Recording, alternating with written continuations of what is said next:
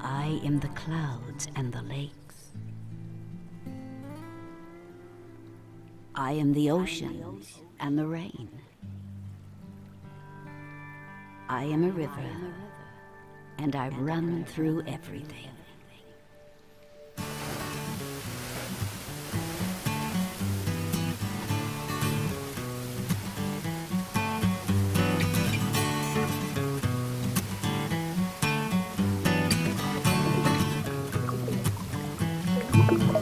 When I step into the light, my arms are open wide. When I step into the light, my eyes searching wildly. Would you not like to be sitting on top of the world and feeling set free? Would you not like to be? Okay, okay, okay. When I'm walking by the water, splish, splash, me taking a bath. Oh, when I'm walking by the water, come up through my toes to my ankles, to my head, to my soul, I'm blown away.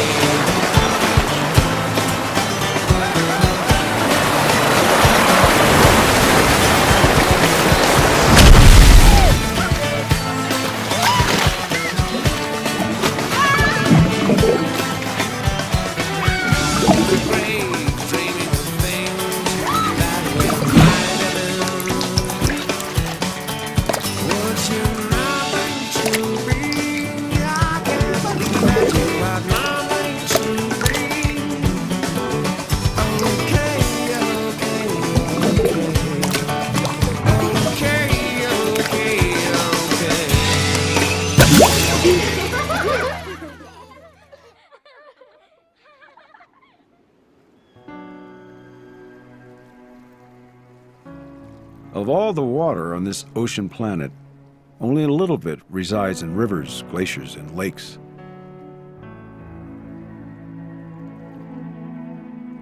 And those fragile treasuries of fresh water are being depleted fast. In Africa, Lake Chad has been beset by drought and a fast-growing population. 90% of the lake has vanished.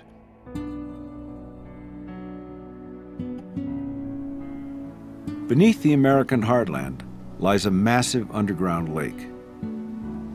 We're pumping it so fast that farms will lose this water source in just 25 years. The glaciers, so crucial to Europe's water supply, are melting fast. Global warming has already reduced their volume by half.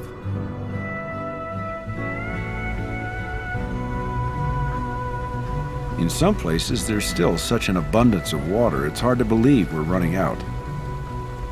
But we are. The growing worldwide water shortage has hit hardest in regions of rapid population growth, like Africa, India, China, and the southwestern United States.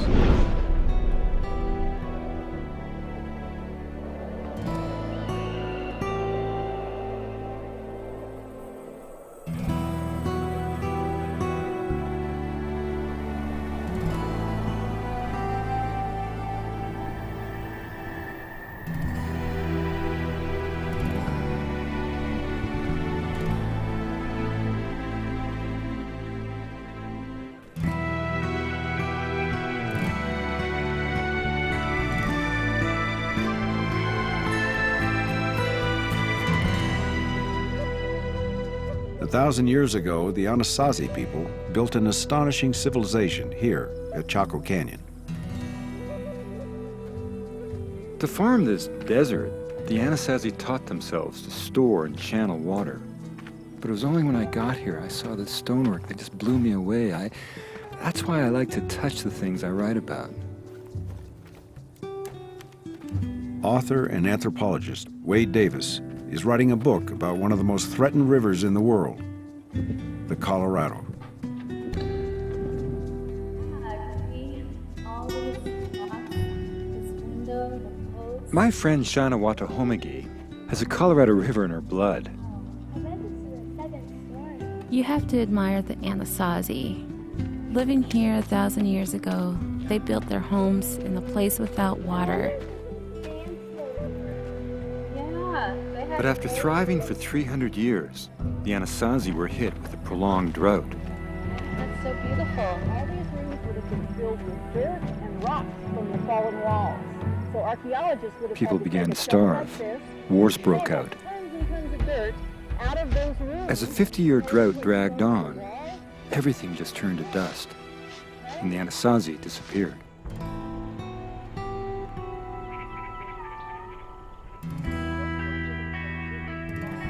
Chaco Canyon stands as a haunting reminder for desert cities that depend on the Colorado River.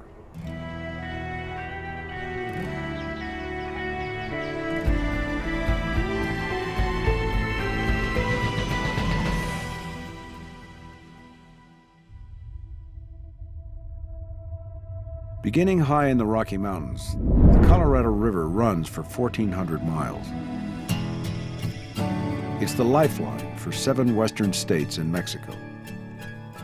Today, like most major rivers of the world, the Colorado's in trouble.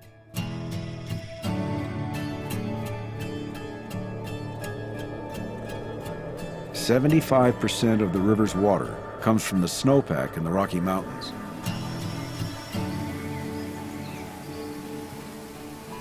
But then, this vulnerable river crosses 1,000 miles of scorching desert.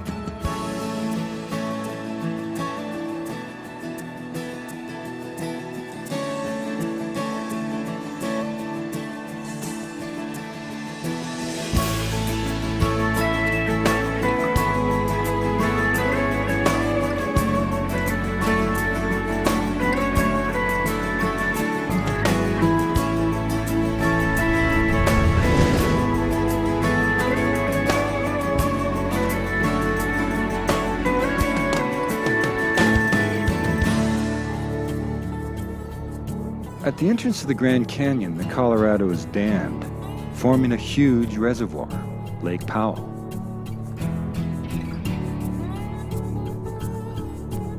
Every year at Lake Powell, billions of gallons evaporate in the desert sun. Whenever we mess with nature, there are always some kind of unintended consequences.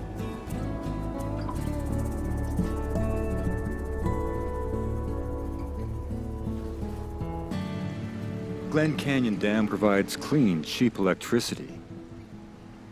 But when we built it in the early 60s, we changed the river's ecology. Environmental groups are weighing the pros and cons of removing the dam altogether. The controversial decision to build the dam was based on rainfall projections that had proved drastically wrong. Throughout the Southwest, rainfall has been declining for about a century.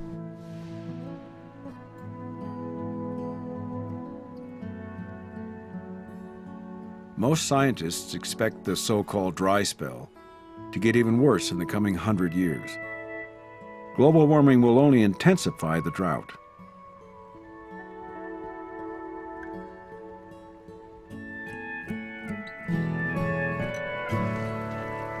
This long drought in the American Southwest is going to be a huge challenge for the next generation, including my daughter, Tara. There's a trail over here. I think it's going to be something that's going to affect people my age tremendously.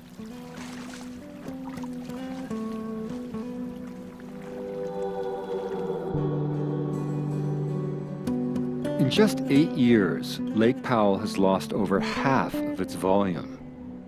It'll probably never be full again. The top of that white band is where the water used to be.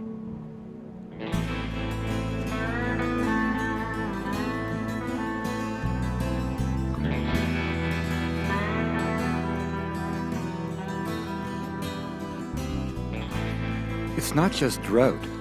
The reservoir is being drained also by increased water consumption. Still, it was hard to imagine the unthinkable. the Colorado River gone dry. But when I saw Lake Powell half empty, it gave a whole new sense of urgency to this trip we were about to set out on.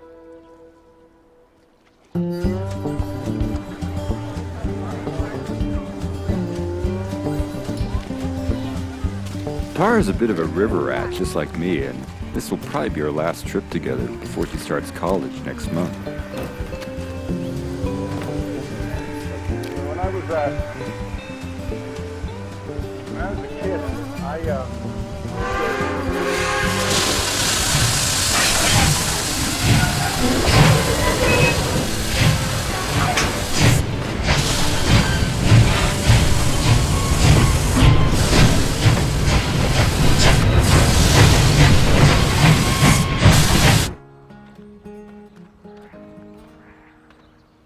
Dad's pretty lucky. His work has taken him to some really amazing rivers.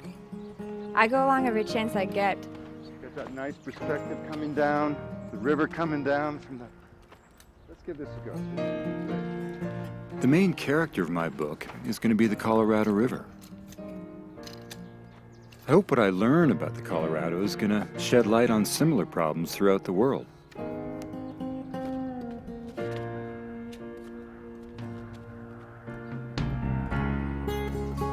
Seismic upheaval began the process of shaping the canyon, but the Colorado River did the rest. The river had the power to cut through rock and form a canyon a mile deep. Until the dam was built, the Colorado was 10 times muddier than the Mississippi. Over millions of years, all that grit worked like sandpaper as abrasive flash floods sculpted the most spectacular canyon in the world, the Grand.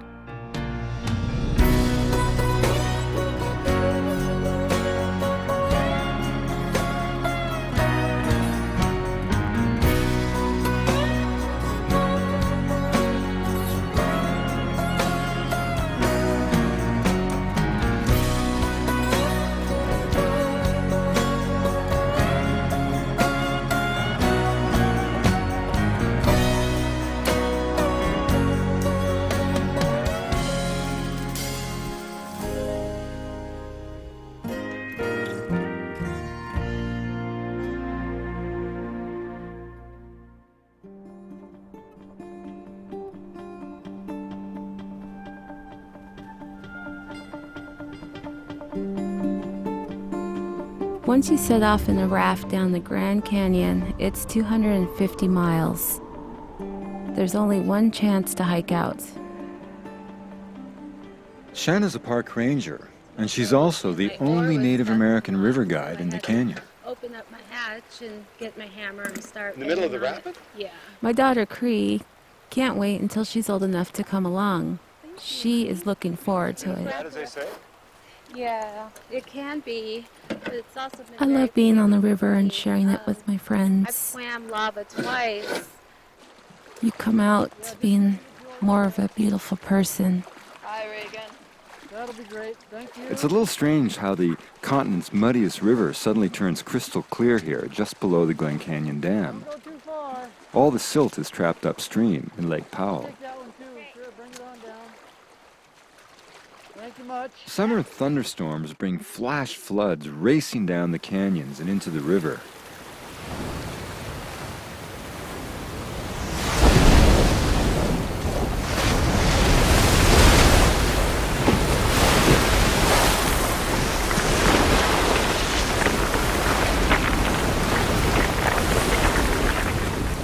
Today, muddy tributaries restore some of the rich brown color that earned the Colorado its name.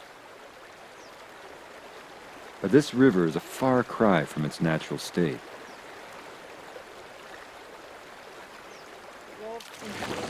Also joining us is an old friend of mine from my Harvard days, Robert Kennedy Jr., and his daughter, Kik. You're good right here. Stop right here. Perfect.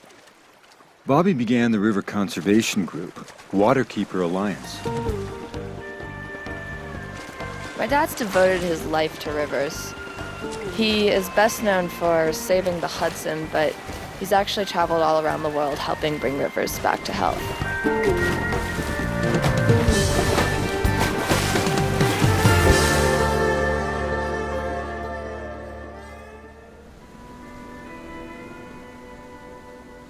My father loved to take us on whitewater trips when I was young. It was the greatest treat when we got to boat the Colorado River when I was just 12 years old. I only later realized how much I'd learned about our country and its rivers.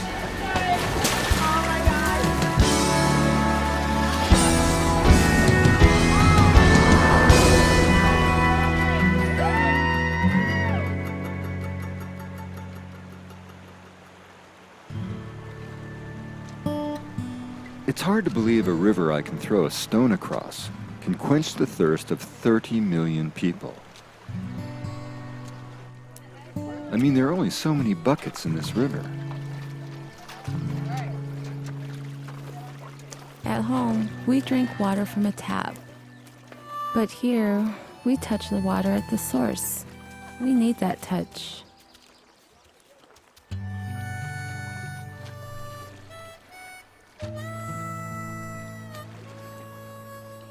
As drought gradually shrivels up this river, you really have to wonder, will Kik and Tara be able to take their kids on a trip like this?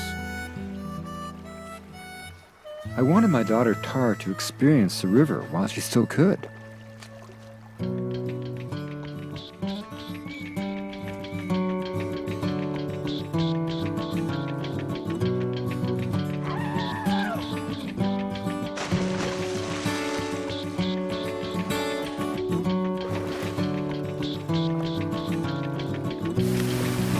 Summer comes and the river swims at midnight, shiver cold.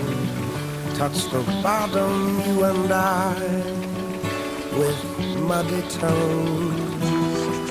Stay or leave, I want you not to go, but you should. It was good as good. Go. Shanna speaks in gestures more than words.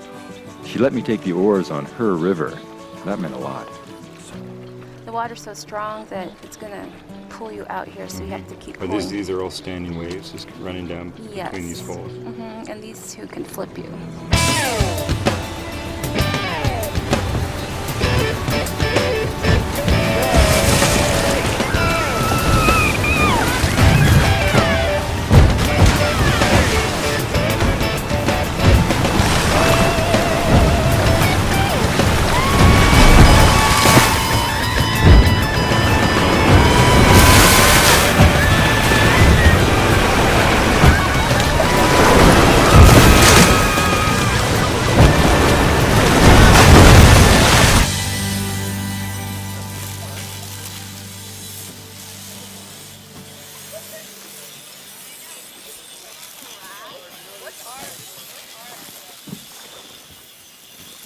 Like the first men to go down this river, we found these rapids tough on our boats. Here, Dad, I got it. Thanks,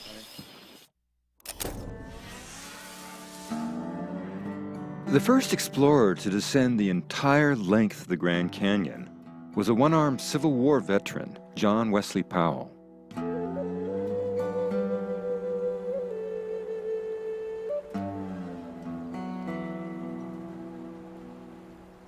In this remote canyon, you can almost conjure up Powell's expedition. I mean, think about it. These guys lost 2 boats and nearly all of their supplies. 3 of the men mutinied, and they never made it out of the canyon alive.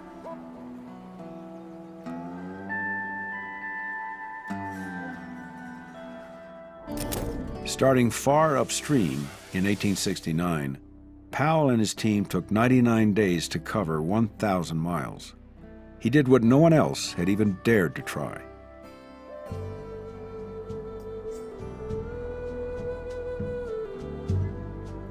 In many ways, Powell was a visionary. He warned against bleeding the river dry to build thirsty cities in this desert. Powell later returned to make detailed maps and to photograph the entire Grand Canyon in 3D. Saddle Canyon, we passed that. I asked Regan, our head guide, to pinpoint the locations where those old photos were taken. That's at Bass, just above the rapid on the right. But this is one I can't figure out. Like, where the heck This is is from the that? mouth of the Little Colorado, looking upstream.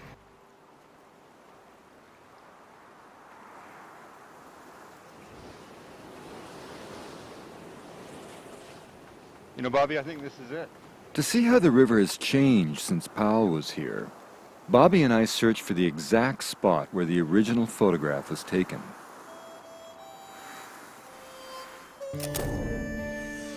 These 3D images, taken just 30 years after the invention of photography, must have seemed as alien and awe-inspiring as the first video images taken on the moon.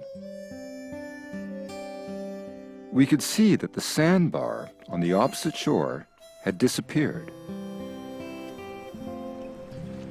The dam upstream had drastically altered the river and its banks.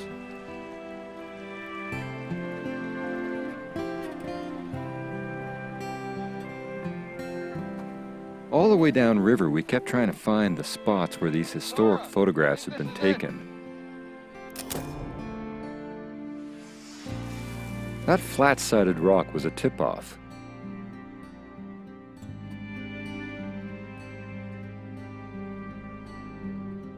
The tamarisk tree, brought in from Asia, has run wild in the canyon, crowding out the native plants.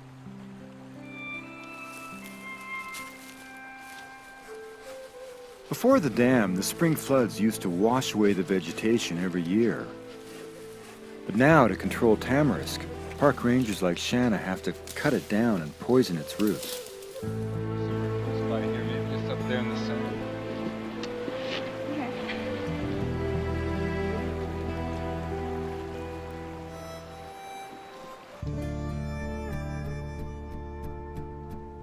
This river, because of short-sighted engineering solutions, is very different than the river my father showed me 40 years ago. We had beaches that were vast at that time. There were many different kinds of animals in this river. There were otters and there were muskrats, which are gone today. The water released today from the dam is about 20 degrees colder than the natural river once was. The warm water fish native to the Colorado struggle to survive. Sex is undetermined. Let's check for a tag. Damaging the habitat affects all species in the canyon.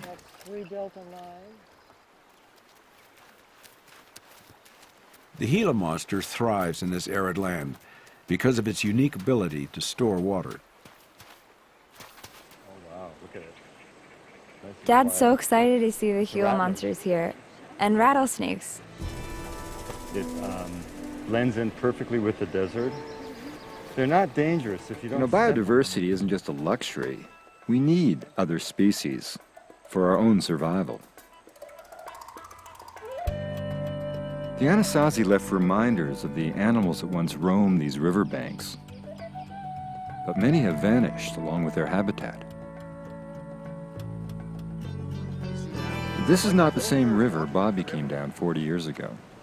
When I was a kid, there was none of this vegetation here, and the sandbars were huge, where the Indians grew their crops long ago. Now, with smaller sandbars and more vegetation on the beaches, we can't grow vegetables here anymore, like our ancestors did. Not at the river, just at the creek. What up at the creek there? Yes. Spend time jumping into the creek and playing games. All summer long, and most come down in the summertime? Yes. And, After harvest, the Anasazi carried their grain way up here and stored it in this cave.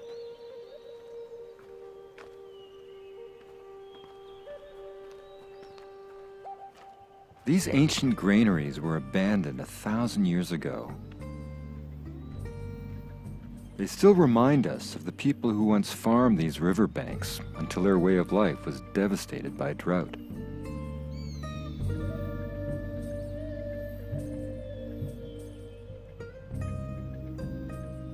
It's easy to forget and start taking these waters for granted. But the river reminds me not to, especially here, in this empty place where the Anasazi's dream ran dry.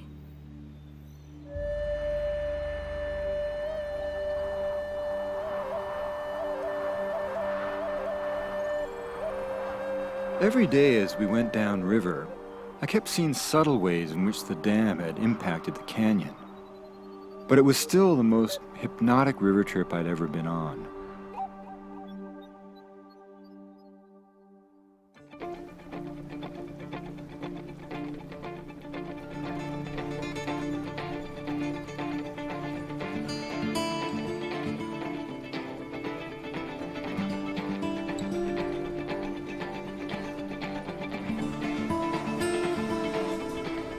For a mile upstream, you can begin to feel the river accelerate, and you know you're approaching a big rapid. Can you imagine Powell's terror? I mean, there he was trapped in this slot canyon, no way out, and no idea whatsoever how violent the rapids up ahead might be.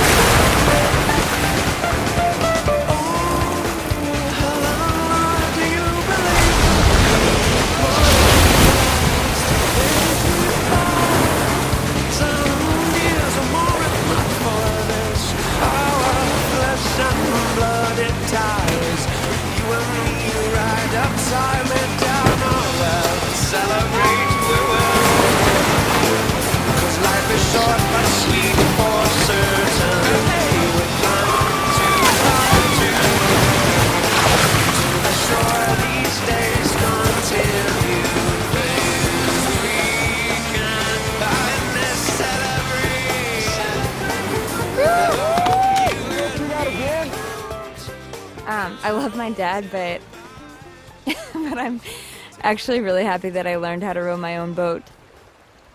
I think you'd have to be either a fool or a liar to pretend that this river can't be scary, especially when you're watching your daughter challenge it in a kayak.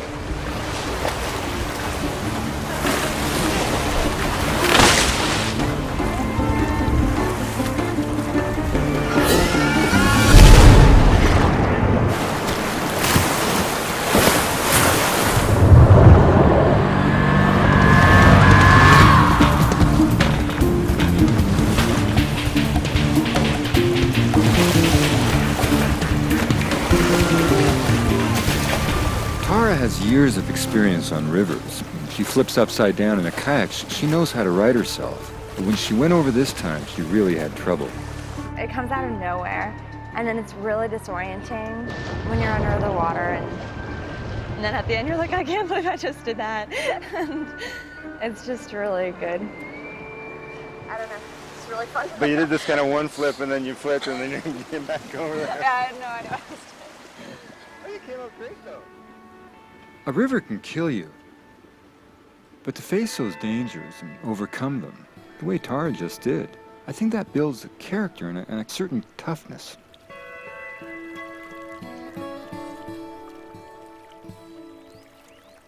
For 10,000 generations, we struggled with nature for our survival. It used to create an upriver. Many of our values emerged from that struggle.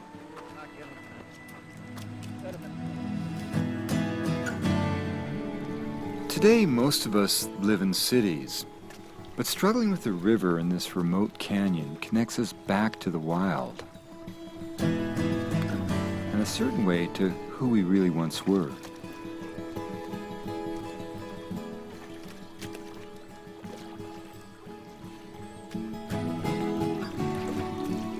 Rivers can heal our spirits, but sometimes we have to fight for them.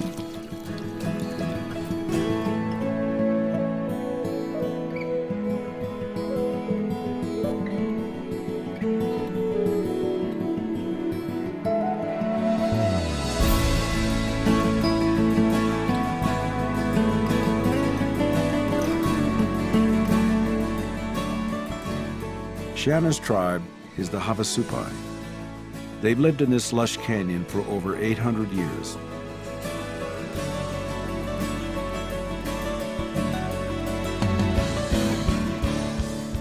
At one point, this tributary was very nearly destroyed. Just before I was born, politicians decided to build a dam here. It was going to flood our canyon under 200 feet of water. But the tribal elders fought the dam and won. They saved their homeland and a big stretch of the Colorado River.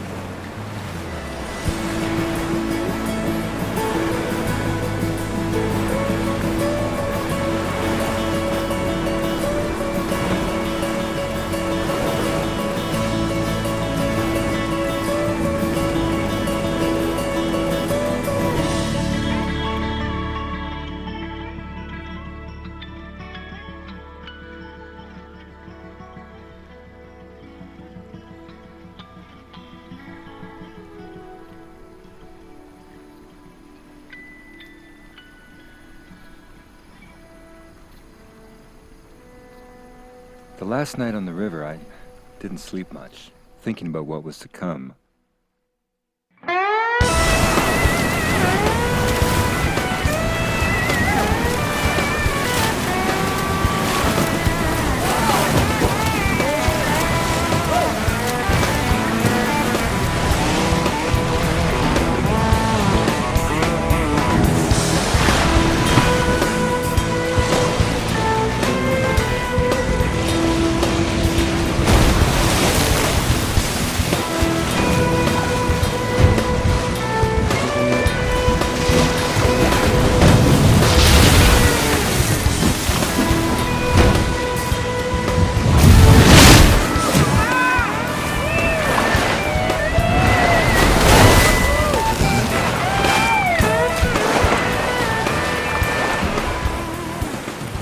So how should Wade do, you think?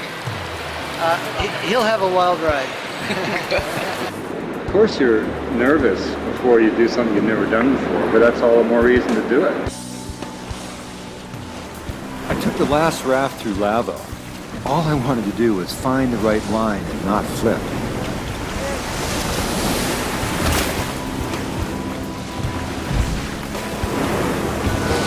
No, it's pushing you. You're fine. You're fine.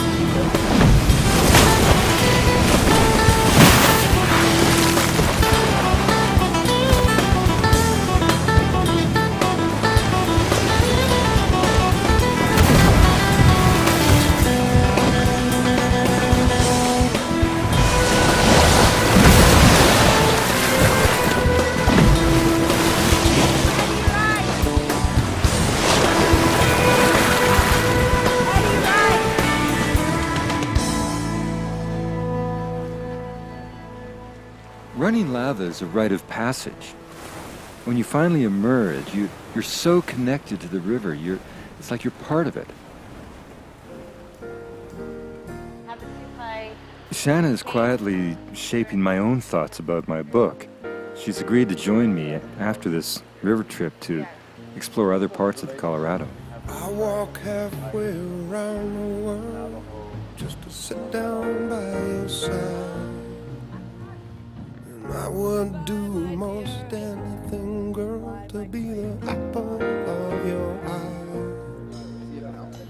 Troubles, they may come and go, but good times never gold.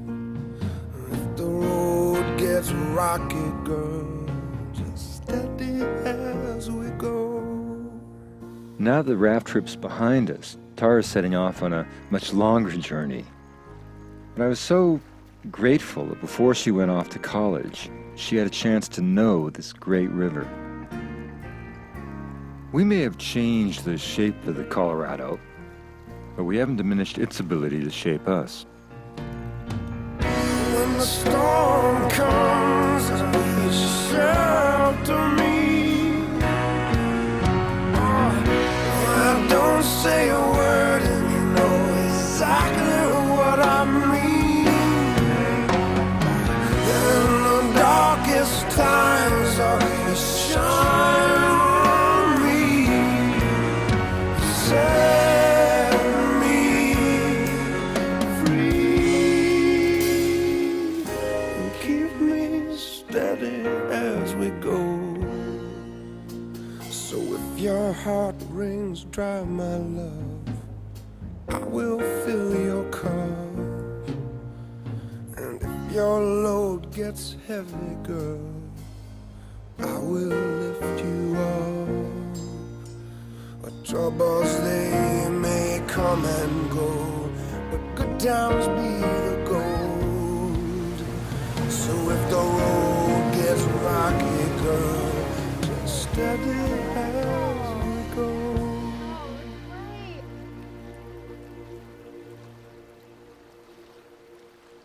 To really see the river, you have to look beyond these canyon walls.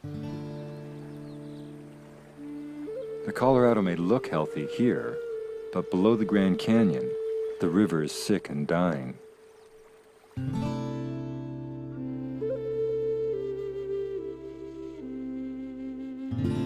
Just 10 miles downriver, Lake Mead is drying up, just like Lake Powell.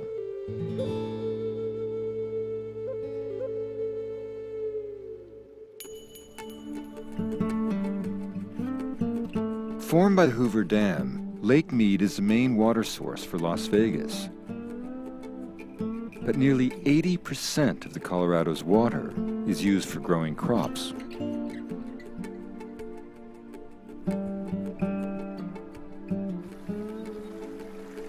Farmers pay almost nothing for water, so they have no incentive to conserve. Flood irrigation is incredibly primitive. It's what the Anasazi used 1,000 years ago. Today there are far more efficient ways to irrigate a field. We make choices whenever we grow crops or build cities.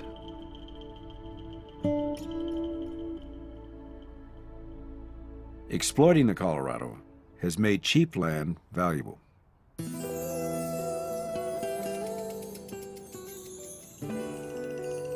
Lake Mead allows the desert to bloom. Las Vegas and other cities are spreading like tamarisk, but there's just not enough water to sustain this growth.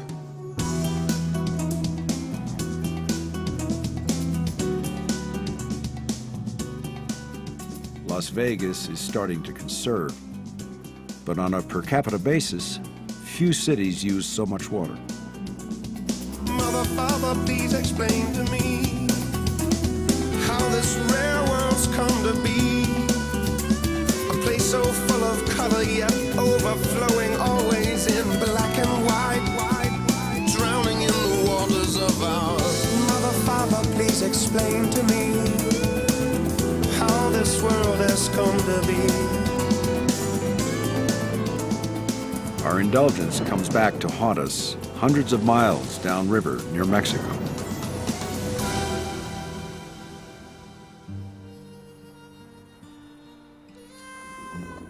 "50 years ago, this bridge spanned a river 200 yards wide, but not anymore. Only 8% of the river's water even reaches Mexico. These Mexican fishermen once lived on a wide, rushing river. Now it's a stagnant, shallow channel without fish. Many families have been forced to move away.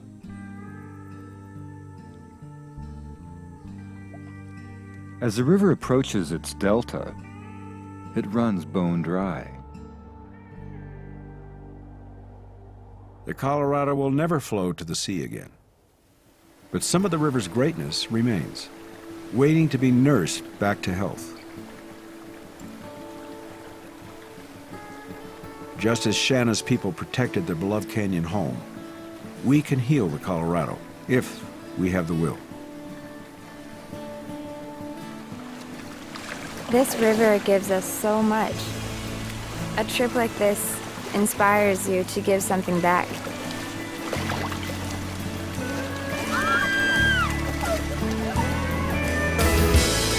The space between what's wrong and right is where you'll find me hiding, waiting for you.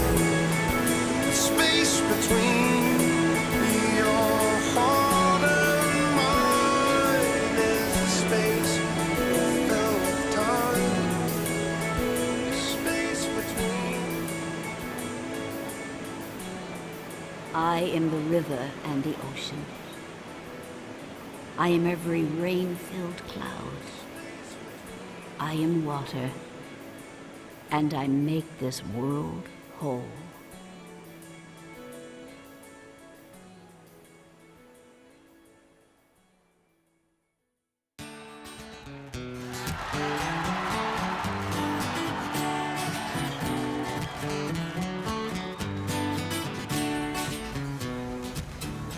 We're all in this together. We could grow more food with less water by using efficient methods like drip irrigation. Farmers should conserve when they grow crops, and we've got to learn how to save water at home. If we use a low-flow shower head, then we can save up to 5,000 gallons of water a year. Does it work? Yeah, it really can make a difference.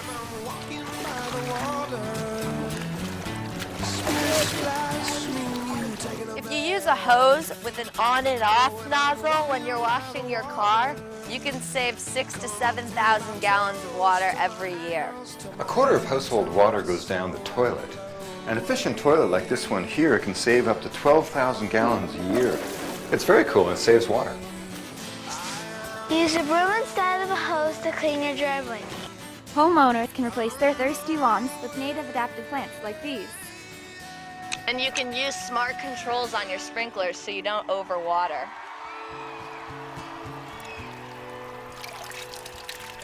In some places, the water shortage is catastrophic.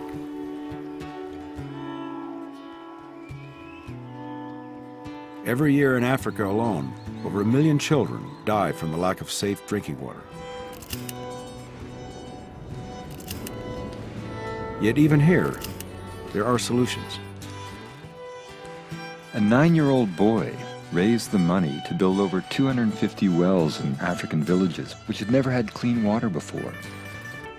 The solution to every big problem starts with one determined person.